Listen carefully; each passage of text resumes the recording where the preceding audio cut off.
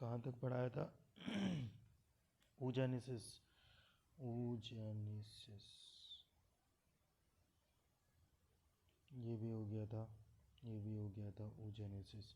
Tertiary follicles कैसे बनते हैं ये भी बता दिया था। आज स्टार्ट करेंगे oogenesis से। oogenesis है क्या? The process of formation of haploid female gametes ovum in the follicles of the ovary is called oogenesis। मतलब ओवम का बनना इज कॉल्ड oogenesis। ठीक है, कैसे बनता है ओवम? देखो, स्पर्मेटोजेनेसिस प्यूबर्टी के एक चीज़ देखो, मोटी मोटी चीज़ें दिमाग में रखनी है तुम्हें। स्पर्मेटोजेनेसिस और oogenesis में जब डिफरेंस आएगा तो सबसे पहले तुम्हें ये दिमाग में रहना चाहिए कि जो स्पर्मेटोजेनेसिस होता है, स्पर्म जो बनते हैं वो प्यूबर्टी के बाद, मतलब जब बच्चा बड़ा हो जाता है 12-13 साल बाद, जब उसकी प्यूबर्टी स्टार्ट हो जाती है तब उसमें बनना स्टार्ट होता है स्पर्म। लेकिन जो oogenesis होता है वो फीमेल की बर्थ के टाइम से ही स्टार्ट हो जाता है oogenesis बनना। तो देखो यहाँ पे क्या है, जो ओवरी होती है फीमेल की, जो ओवरी होती है उसके अंदर बहुत सारी सेल्स होती हैं जिनको बोलते हैं oogoनियम। ठीक, oogoनियम सेल्स में माइटोसिस होता है और माइटोसिस करने के बाद वो oogonia बना देता है। देखो, सबसे पहले अभी क्या है ओवरी में? अभी ओवरी में क्या प्रेजेंट है? oogoनियम प्रेजेंट है। उसके बाद ये यहाँ पे आया, माइटोसिस इसमें हुआ और इसने क्या बना दिया?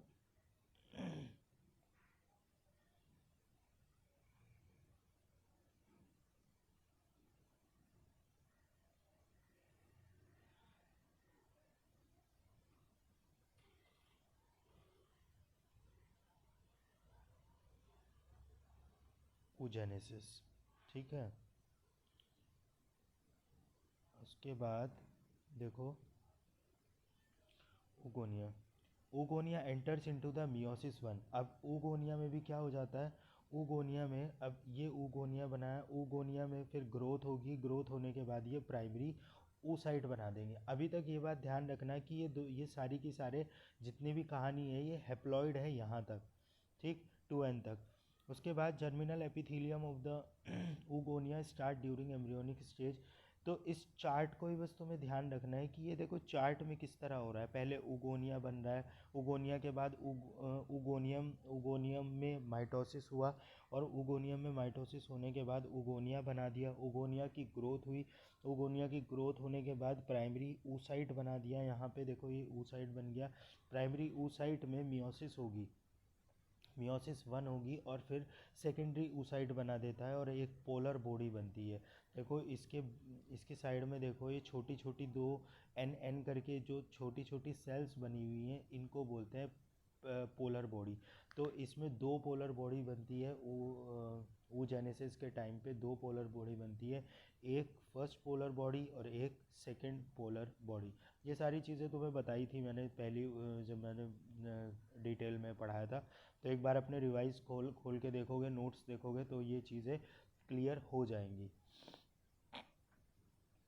उसके बाद इसमें 3 फेजेस होते हैं oogenesis में। oogenesis जब होता है तो वो 3 फेजेस में होता है। पहला फेज़ होता है मल्टीप्लिकेशन फेज़, फिर ग्रोथ फेज़ और फिर मैचुरेशन फेज़। मतलब पहले सेल्स मल्टीप्लाई करेंगी, फिर उनका ग्रोथ होगा और उसके बाद वो मैच्योर हो जाएंगी। तो इस तरह से ये चलती है कहानी इनकी।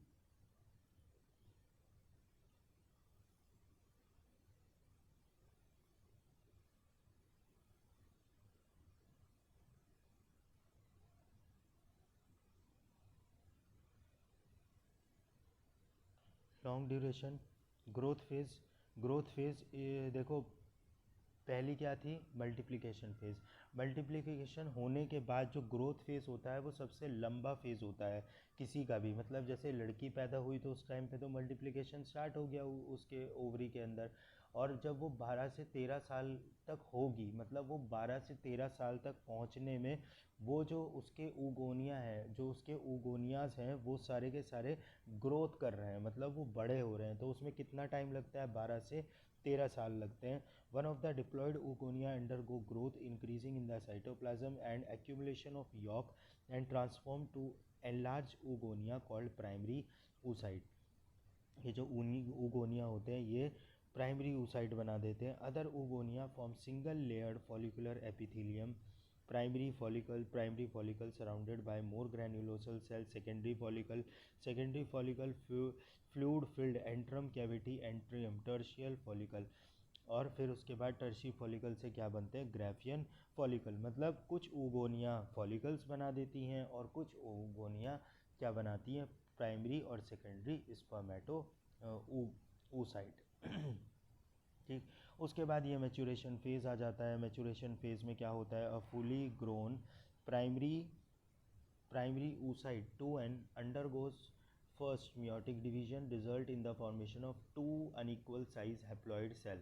मतलब अब क्या होगा, मैच्योरेशन प्राइमरी स्पर्मेटो, जब प्राइमरी oocyte के बाद अब जैसे 12 साल के बाद क्या होता है, प्यूबर्टी स्टार्ट हो जाती है।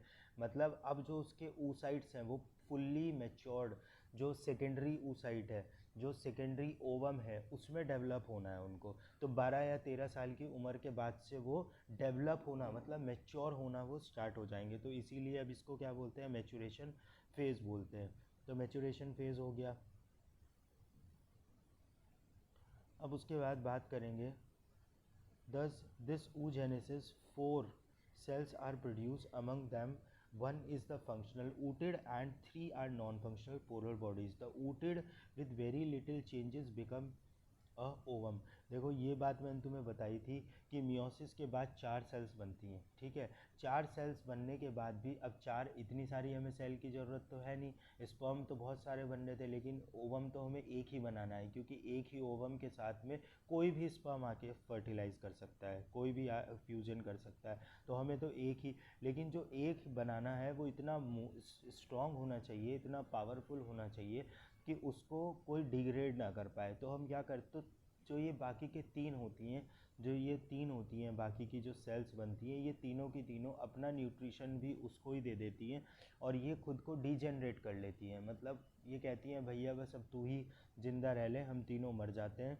तो वो तीनों की तीनों सेल्स जो होती हैं वो मर जाती हैं, और एक जो बनता है, जो ओवम बनता है एक, वो फिर बाद में फर्टिलाइजेशन करता है। देखो इसमें पूरा सीक्वेंस दिखा रखा है इस वाले उसमें, कैसे ओवरी है, ovary primary germ cell in embryo, जो एम्ब्रियो में ओवरी की जो एम्ब्रियो थी, एम्ब्रियो की जो ओवरी थी उसमें जो जर्म सेल्स थी उनमें डिफ्रेंशिएशन स्टार्ट हो गया और वो oogonia बना लिया।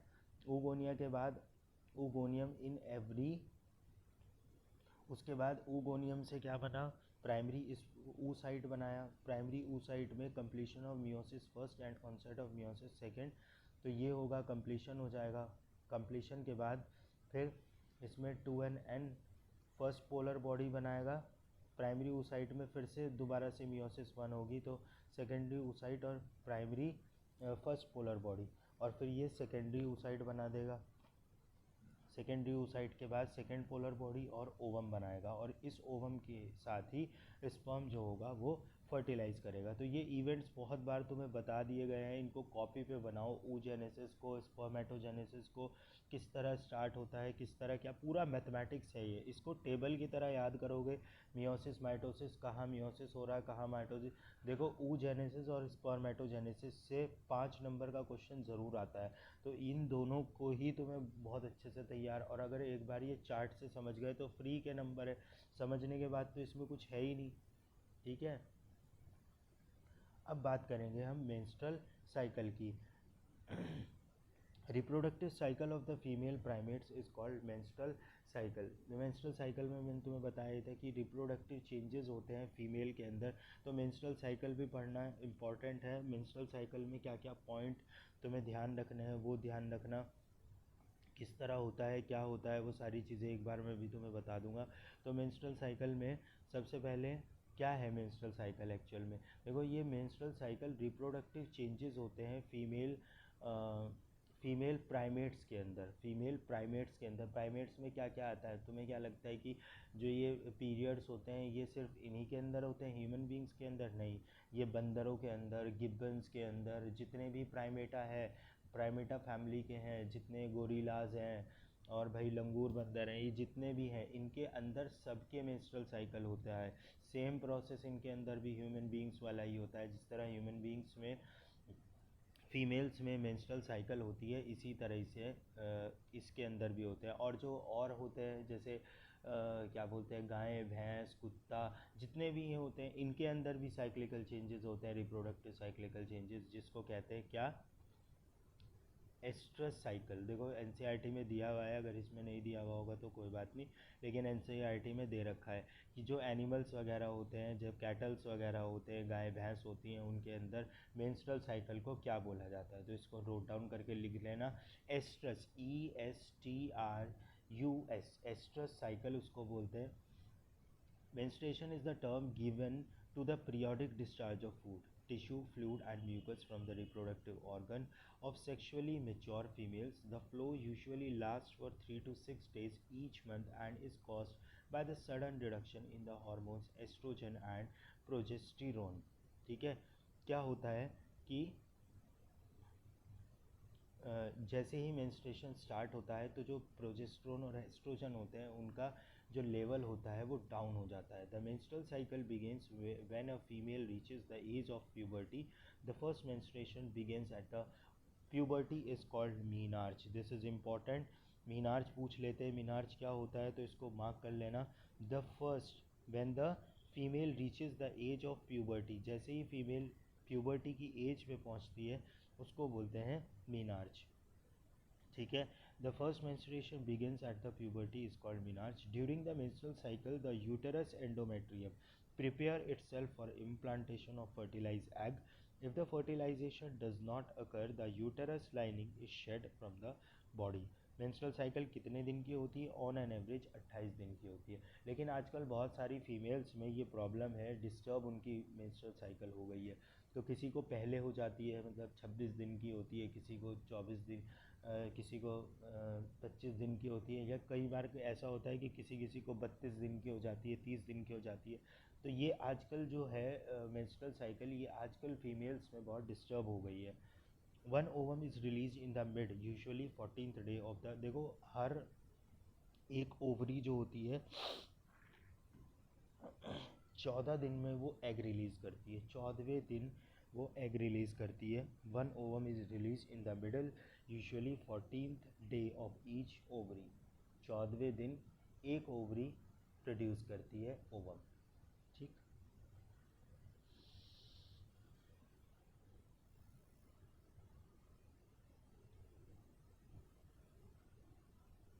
उसके बाद menstrual cycle has following phases. देखो ये भी बताया था मैंने तुम्हें कि मेंस्ट्रुअल साइकिल में, अब ये देखो बहुत अच्छा स्टार्ट करके दे रखा है इन्होंने एक साइकिल के रूप में कि किस तरह से मेंस्ट्रुअल साइकिल हो रही है।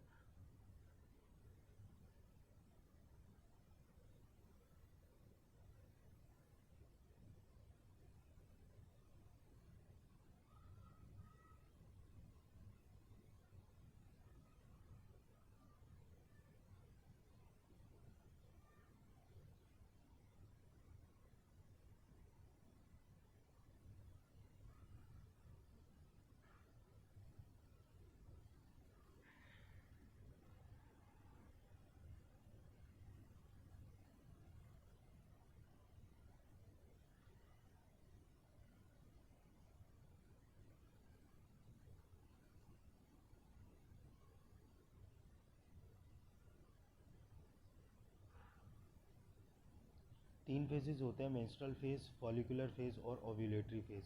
देखो इस वाली साइकिल में अगर तुम यहाँ से स्टार्ट कर रहे हो डे 1 से, इसका साइकिल देख लो मेंस्ट्रुअल साइकिल, तो डे 1 से डे 5 तक क्या होती है, ब्लीडिंग स्टार्ट हो जाती है। ठीक है, uterus lining breaks down, menstruation occurs. क्या होता है, जो एंडोमेट्रियम होती है, जो यूटेरस की जो एंडोमेट्रियम होती है वो ब्रेक हो जाती है, रप्चर हो जाती है। तो ब्लड वेसल जब फटती हैं तो खून निकलता है, तो ये खून इसीलिए निकलता है मेंस्ट्रुअल फेज में, इसको बोला जाता है ब्लीडिंग फेज पहला। तो जो कितने दिन का होता है, ये 1 to 5 डेज़ का होता है। उसके बाद फिर क्या होता है, यूटेरस लाइनिंग थिकन्स अगेन। उसके बाद फिर से ये दोबारा से क्या होने लगती है, दोबारा से ये थिकनिंग होने लगती है, इसकी एंडोमेट्रियम की थिकनिंग होने लगती है 10वें दिन तक। ये इसको बोलते हैं फॉलिकुलर फेज, थिकनिंग होने लग गई। अब ovulation occurs usually on the 14th day. अब 14वें दिन पे ओव्यूलेशन हो जाता है, दिस फेज इज ओव्यूलेशन। और उसके बाद फिर luteal phase, uterus lining continues to thickens. अब यूटेरस की अगर प्रेगनेंसी हो गई तो यूटेरस जो है वो थिक हो जाएगा और वहाँ पे इम्प्लांटेशन होगा। अब ये देखो मेंस्ट्रुअल साइकिल का पूरा इसमें डायग्राम, इसमें किस तरह से तुम्हें याद रखना है। देखो सबसे पहले तुम्हें मेंसेस, जैसे यहाँ डे 1 से स्टार्ट कर रहे हो मेंस्ट्रुएशन, ये 1 से 5 दिन, मतलब 1 से 5 दिन तक ये रहा। फर्स्ट डे से स्टार्ट हुआ और ये लगभग 4 से 6 दिन तक रहता है। तो ये 5th डे या 6th डे तक मान लो चला। तो उस टाइम पे क्या होता है, देखो प्रोजेस्टेरोन और एस्ट्रोजन का जो लेवल है वो कांस्टेंट है अभी तक, ठीक। लेकिन जैसे ही ये 14वें दिन पे पहुंचा, 13 से 14 दिन के आसपास में पहुंचा, तो देखो इसका जो एस्ट्रोजन है इसका लेवल हाई हो गया। और जो प्रोजेस्टेरोन है उसका लेवल कौन से दिन पे हो रहा है, 21 या 23वें दिन पे, ल्यूटियल फेज में तुम मान लो। तो अभी इम्पॉर्टेंट क्या है कि जब ओव्यूलेशन हो रहा है, ओव्यूलेशन के टाइम पे किसका जो जो एस्ट्रोजन है, एस्ट्रोजन की जो मात्रा है वो बढ़ी हुई है, ठीक है। और जैसे ही ओव्यूलेशन हो जाता है उसके तुरंत बाद ही देखो एस्ट्रोजन जो है, एस्ट्रोजन का जो लेवल है वो डाउन हो जाता है। तो ये इंपॉर्टेंट पॉइंट है कि ओव्यूलेशन से पहले एस्ट्रोजन का लेवल क्या रहता है और ओव्यूलेशन के बाद क्या रहता है। और एस्ट्रोजन का जस्ट ओव्यूलेशन जब होने वाला होता है उस टाइम पे जो एस्ट्रोजन का लेवल होता है वो बहुत हाई होता है, ठीक है। ओव्यूलेशन का जो लेवल होता है वो हाई होता है। उसके बाद अब देखो ओवेरियन इवेंट, ओवरी में क्या क्या, मेंस्ट्रुअल साइकिल जब होती है तो ओवरी में क्या क्या इवेंट्स होते हैं उसके बारे में तुम्हें दिखा रखा है। देखो सबसे पहले छोटे छोटे ये फॉलिकल्स हैं, फॉलिकल से ये डेवलपिंग फॉलिकल्स बनेंगे, primary follicle, secondary follicle, tertiary follicle. और फिर ये एक मैच्योर फॉलिकल बनता है जिसको क्या बोलते हैं, ग्राफियन फॉलिकल बोलते हैं। और ये ओव्यूलेशन हो जाएगा। फिर ओव्यूलेशन होने के बाद क्या होता है, जब ओव्यूलेशन होता है तो ओवरी रप्चर हो जाती है। अब ओवरी को रिपेयर भी तो करना है ना, तो ओवरी को रिपेयर कैसे कौन करता है, कॉर्पस ल्यूटियम। अब जो कॉर्पस ल्यूटियम होता है, ये कॉर्पस ल्यूटियम को मेंटेन कौन सा हार्मोन करता है, ये इंपॉर्टेंट, इसको नोट डाउन करके लिखो कहीं कॉपी में अभी। विच, ऐसे क्वेश्चन पूछा जाता है कि विच हार्मोन इज़ यूजफुल और which hormone is required for the maintenance of corpus luteum, sorry for the repairment और for the maintenance of corpus luteum. Corpus luteum बहुत इंपॉर्टेंट ग्लैंड होती है जिसको मेंटेन करता है कौन सा हार्मोन, प्रोजेस्टेरोन, ठीक। अब उसके बाद एक और चीज़ पूछी जाती है कि ओव्यूलेशन के टाइम पे एलएच सर्ज, मैंने एक बार क्वेश्चन भी दिया था जब तुम्हें क्वेश्चन पेपर, जब तुम्हारा टेस्ट लिया था तो मैंने पूछा था कि what is LH surge. LH का मतलब क्या होता है, ल्यूटिनाइजिंग हार्मोन। जो ये ल्यूटिनाइजिंग हार्मोन होता है ये एलएच और एफएसएच दोनों के दोनों हार्मोन्स की जो मात्रा होती है ओव्यूलेशन के टाइम पे बढ़ी हुई होती है। तो ये भी एक पॉइंट, तो 3 हार्मोन्स होते हैं जिनकी मात्रा ओव्यूलेशन से पहले बढ़ी हुई होती है। कौन कौन से होते हैं, एक एस्ट्रोजन, एक एलएच ल्यूटिनाइजिंग हार्मोन और एक एफएसएच। अब बात करेंगे मेंस्ट्रुअल साइकिल की। Menstrual phase, bleeding period, it is the first phase of menstrual cycle, last for 3 to 5 days, ठीक है। देखो यहाँ पे डायग्राम भी दे रखा है कि किस तरह से मेट्रियम की, एंडोमेट्रियम की देखो ब्लीडिंग होती हुई दिख रही है तुम्हें। इस तरह से शेडिंग होना स्टार्ट हो जाती है, खुद से खून निकलना स्टार्ट हो जाता है। Breakdown of the endometrial lining and the blood vessels occur. It leads to the bleeding comes out through the vagina. It occurs only when the ovum released and fertilization does not occurs. ये तभी होता है जब ovum release हो चुका हो और fertilisation ना हो। तो उस ओवम को बाहर भी तो निकालना है ना, जो अनफर्टिलाइज जो एग है, तो इसी वजह से इसकी जो लाइनिंग होती है वो ब्रेक होती है और जो अनफर्टिलाइज एग होता है उसको बाहर किया जाता है। Lack of menstruation is the indication of pregnancy. This is very important point. अगर किसी को menstruation रुक गया, अगर किसी को पीरियड रुक गए तो इसका मतलब ये होगा कि शायद हो सकता है उसका जो एग था वो फर्टिलाइजेशन उसका जो एग था वो फर्टिलाइज हो गया हो और प्रेगनेंसी रुक गई हो। तो दिस में also be the reason of fertilization, okay.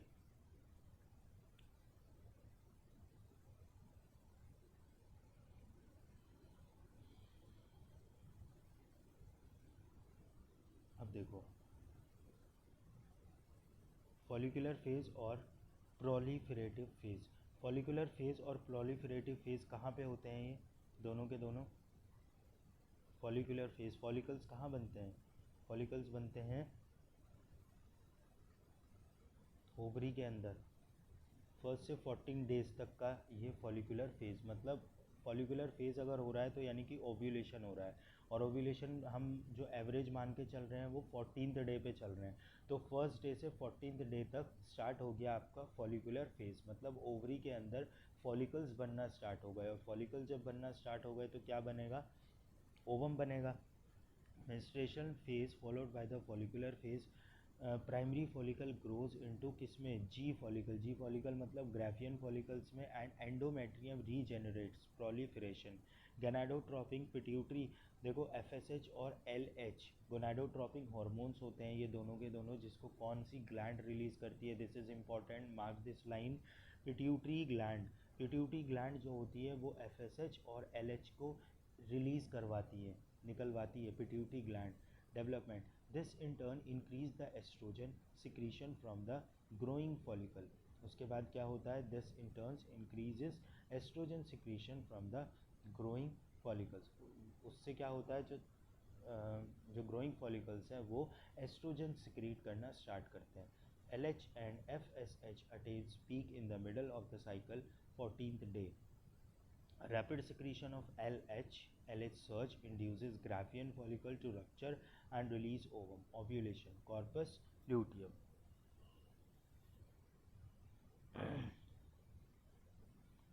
मैंने बताया था कि rapid secretion of LH surge भी जिसको बोलते हैं, induces Graafian follicle to rupture. LH surge जैसे ही होता है तो ग्राफियन फॉलिकल जो होता है वो रप्चर कर जाता है और ओवम को बाहर निकाल देता है, ठीक है। और उसके बाद कॉर्पस ल्यूटियम बनना स्टार्ट हो जाती है। तीसरा है ल्यूटियल फेज। ल्यूटियल फेज में क्या होता है? ल्यूटियल फेज को बोलते हैं secretory phase.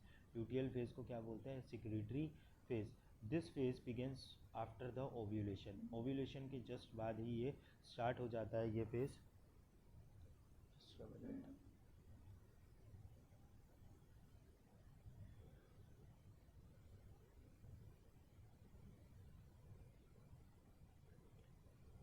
This phase begins after the ovulation. जैसे ही अब जैसे ओव्यूलेशन हो गया, ओव्यूलेशन के बाद क्या हो रहा है? Rupture Graafian follicle transformed into the corpus luteum. जो ग्राफियन फॉलिकल्स थे अब वो अपने आप को किस में कन्वर्ट कर लेते हैं? कॉर्पस ल्यूटियम में। It produces large amount of progesterone essential to maintain the proliferate and maintenance of the endometrium. This is very important. जो प्रोजेस्ट्रोन होता है वो कॉर्पस ल्यूटियम को मेंटेन करता है और प्रोलिफरेशन ऑफ एंडोमेट्रियम और एंडोमेट्रियम को मेंटेन करता है, ठीक है। This is the important point. Endometrium necessary for the implantation of the fertilized egg. Endometrium necessary for implantation of the fertilized egg ovum and does not shed during pregnancy. Endometrium क्यों ज़रूरी है? क्योंकि endometrium क्यों ज़रूरी है? Why endometrium is necessary? Endometrium is necessary for the implantation. अगर fertilize egg यानी कि जाइगोट अगर बन गया है तो उसका इम्प्लांटेशन जो होगा वो एंडोमेट्रियम पे होगा। If fertilization occurs, corpus luteum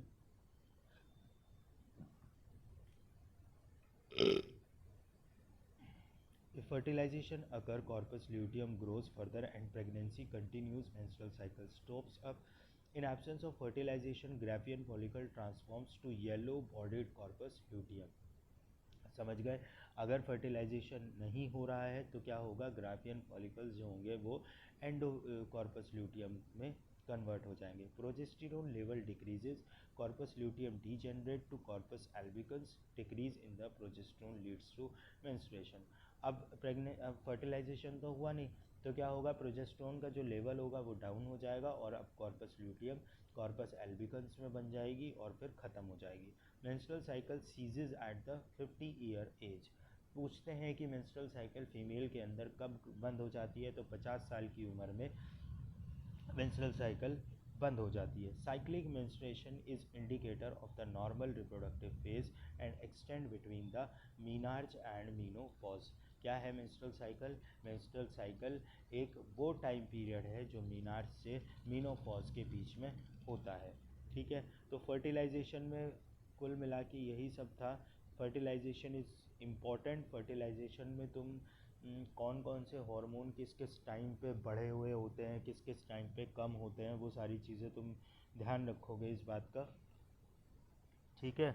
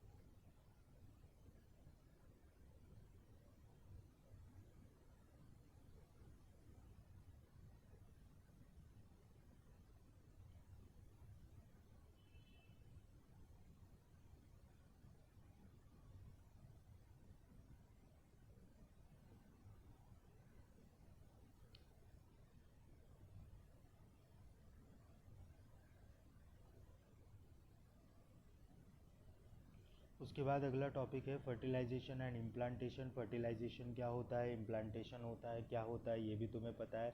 male gamete और फीमेल गैमीट का आपस में मिलना is called fertilisation.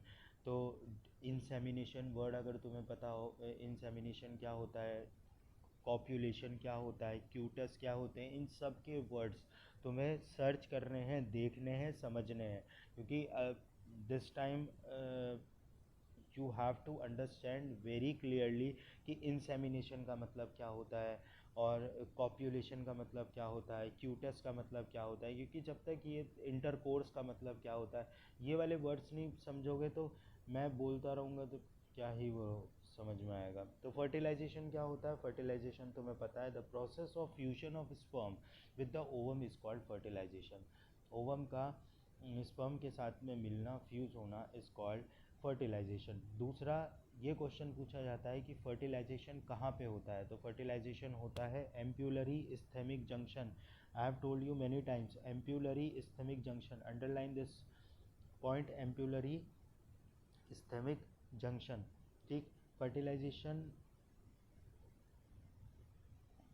the motile sperm swim rapidly, pass through the cervix, enter into the uterus, and finally reach the junction of the isthmus and ampulla.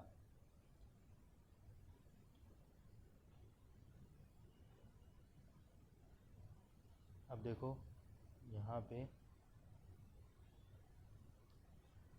अब जैसे ही sperm आता है, ये ओवम है, देखो यहाँ पे इस डायग्राम में दे रखा है, तो ओवम की जो सबसे बाहर वाली जो मेम्ब्रेन होती है उसको बोलते हैं जोना पेल्यूसिडा। तो ये भी क्वेश्चन पूछा जाता है कि सबसे पहले किसके ऊपर आके वो कांटेक्ट करता है, ये करता है zona pellucida of ovum and induces the changes in the membrane that block the entry of other sperm.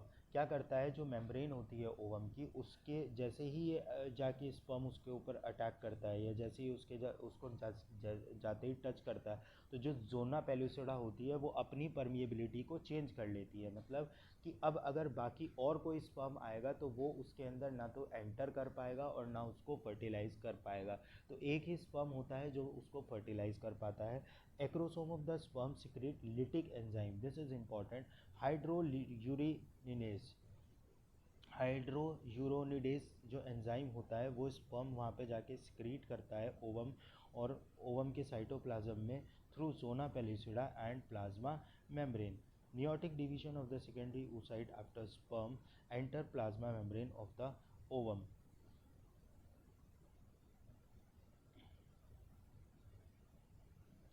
फिर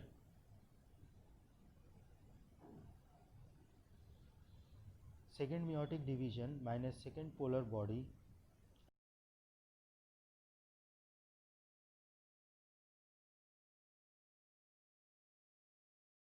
स्टेज। उसके बाद ये वाला जो डायग्राम है देखो, इसको भी अच्छे से तुम देख लेना डिटेल में बहुत बना के कि क्या क्या होता है इसके अंदर। स्पर्म कोरोना, यहाँ पे देखो स्पर्म, इसका ओवम का स्ट्रक्चर पूरा दिखा रखा है कि इस ओवम में क्या क्या होता है। कोरोना रेडिएटा होता है, जोना पेल्यूसिडा होता है, ठीक है, स्पर्म प्राइमरी बॉडी, ये सारा फ्यूजन तुम्हें दिखा रखा है और यूट्यूब पे भी इसका पूरा प्रोसेस है, तुम चाहो तो एक बार देख लेना। उसके बाद ये डेवलपमेंट है, फर्टिलाइजेशन होने के बाद किस तरह से डेवलपमेंट होता है। स्पर्म का 4 सेल की स्टेज बनती है, फिर 8 सेल की बनती है, फिर मॉड्यूला बनता है, ब्लास्टोसिस्ट बनते हैं, फिर ब्लास्टोसिस्ट इम्प्लांट होते हैं। देखो किस तरह से इम्प्लांट हो रहे हैं, ये सारा का सारा इसमें फर्टिलाइजेशन का पूरा प्रोसीजर तुम्हें दिखा रखा है। उसके बाद तुम्हें ये भी पता है सेक्स किस तरह हम डिटरमाइन करते हैं बेबी का। Sex of the baby is determined during the fertilization and the zygote itself, ठीक है। फिर उसके बाद सेक्स डिटर्मिनेशन तो वेरी इजी है, तुम्हें उसमें भी पूरा डिटेल में पढ़ाया था कि किस तरह से हम डिटरमाइन करते हैं मेल का और फीमेल का सेक्स जो होता है वो किस तरह डिटरमाइन करते हैं, वो सारी चीज़ें तुम्हें पता है, ठीक।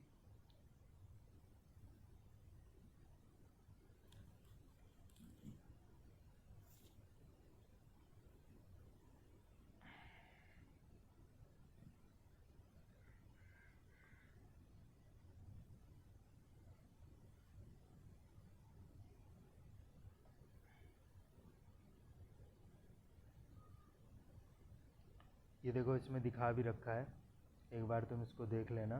The fusion of sperm with the Y chromosome with ओ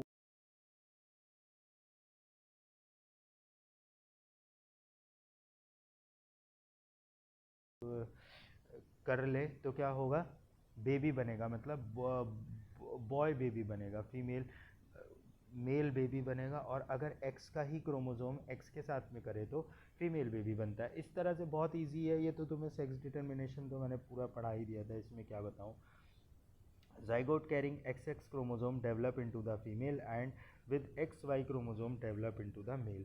अगर XX क्रोमोजोम है तो फीमेल बनेगी और अगर XY क्रोमोजोम है तो मेल बनेगा, ये भी तुम्हें बात का पता है पूरा, ठीक है। उसके बाद क्लीवेजेस है, क्लीवेज का मतलब होता है टूटना, ठीक है, क्लीवेज का मतलब होता है टूटना। तो zygote from the isthmus to uterus mitotic division, first cleavage in first 36 hour. पहला जो क्लीवेज होता है वो 36 घंटों में, मतलब 1.5 दिन में, फर्टिलाइजेशन होने के 1.5 दिन के बाद 1.5 दिन में जाइगोट जो होगा उसमें पहला क्लीवेज होगा। 2 4 8 16 डॉटर सेल ब्लास्टोमियर्स, 16 सेल की ब्लास्टोमियर बन जाती है। Blastomere embryo with 8 to 16 blastomere is called morula. Blastomeres are actually blastomeres is the cell of that particular zygote, ठीक है। उसको 8 से 16, ये क्वेश्चन पूछा जाता है कि मोरूला क्या होता है। मोरूला होता है 8 से 16 सेल्स की जो स्टेज होती है, या 8 से 16 ब्लास्टोमियर जिसके अंदर होते हैं उसको मोरूला बोला जाता है। मोरूला डिवीजन कंटिन्यूज हॉलो बोल कॉल्ड ब्लास्टोसिस्ट। अब मोरूला में भी फिर लगातार डिवीजन होता रहता है और वो क्या बनाती है, ब्लास्टोसिस्ट। और ये ब्लास्टोसिस्ट अब जाके एंडोमेट्रियम, जो यूटेरस की जो एंडोमेट्रियम थी उस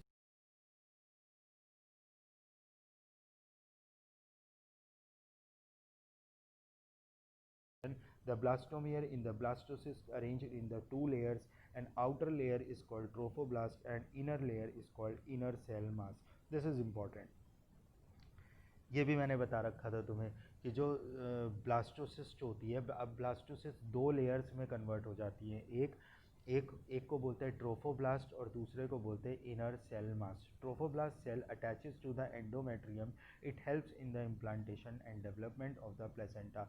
ये मैं फिर बोल रहा हूँ कि ट्रोफोब्लास्ट और एंडोमेट्रियम, इनर सेल मास, इनका अलग अलग से कॉपी में फंक्शंस अलग अलग से लिख देना ताकि कंफ्यूज ना हो, क्योंकि इसमें कंफ्यूज हो जाओगे फालतू में। तो इसको अलग अलग चीज़ें हैं, ये दोनों के दोनों, ट्रोफोब्लास्ट अलग है और इनर सेल मास अलग है। तो इन दोनों चीज़ों में कंफ्यूज नहीं होना। ये क्वेश्चन इस तरह से इसमें पूछेंगे कि ट्रोफोब्लास्ट का क्या फंक्शन होता है। तो ट्रोफोब्लास्ट का पहला फंक्शन है कि ये एंडोमेट्रियम से जुड़ता है।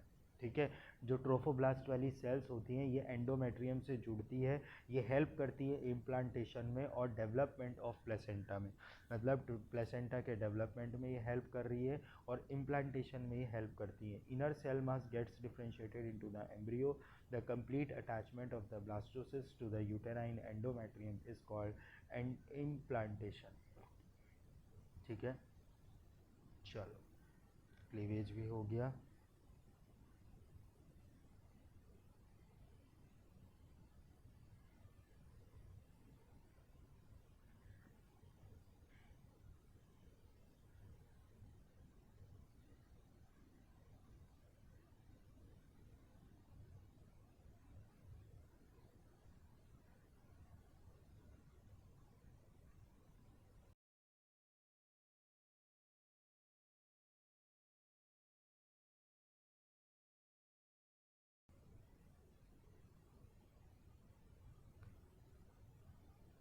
बाकी का संदेश तुम्हारे लिए एक ये है कि लगभग लगभग ये ह्यूमन रिप्रोडक्शन भी तुम्हारा पूरा होने ही वाला है। अब उसके बाद अब मुझे तुम बता दो, कल तुम्हारे पास संडे का टाइम है, बिकॉज टुडे इज़ सैटरडे, कल संडे है, पूरा दिन कल संडे का मिलेगा तुम्हें। दोबारा से बहुत सिंपल चैप्टर है, रिप्रोडक्शन इन फ्लावरिंग प्लांट।